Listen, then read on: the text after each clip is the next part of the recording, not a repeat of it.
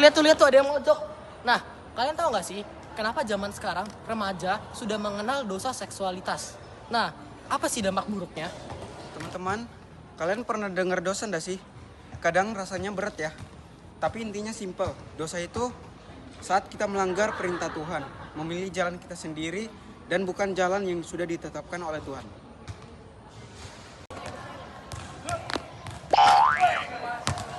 Jadi, dosa seksualitas itu sangat berbahaya di kalangan remaja.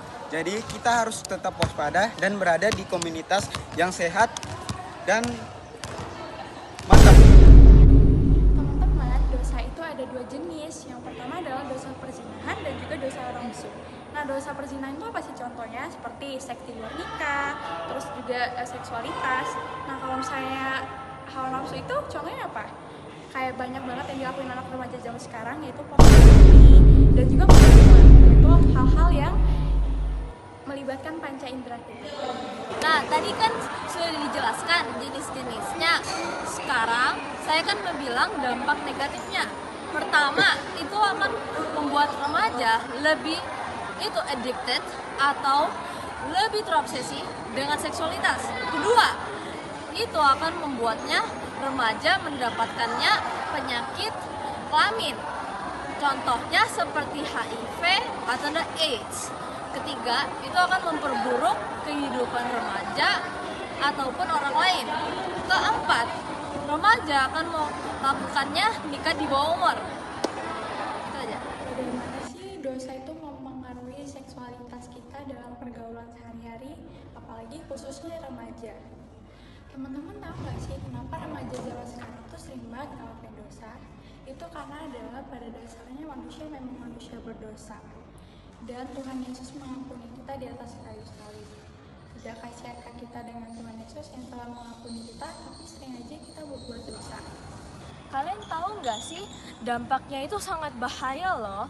Itu kita harus melakukannya keinginan daging dan itu dapat membuat kita jauh kepada Tuhan. Seperti di Galatia 2 ayat 19 sampai 21 itu tentang iri hati, amarah, percabulan dan juga yang lain-lainnya.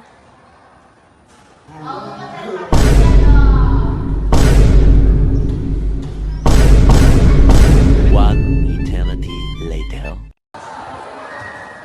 Nah, teman-teman, kita harus tahu dong alasannya kenapa kita tidak boleh melakukan seks bebas.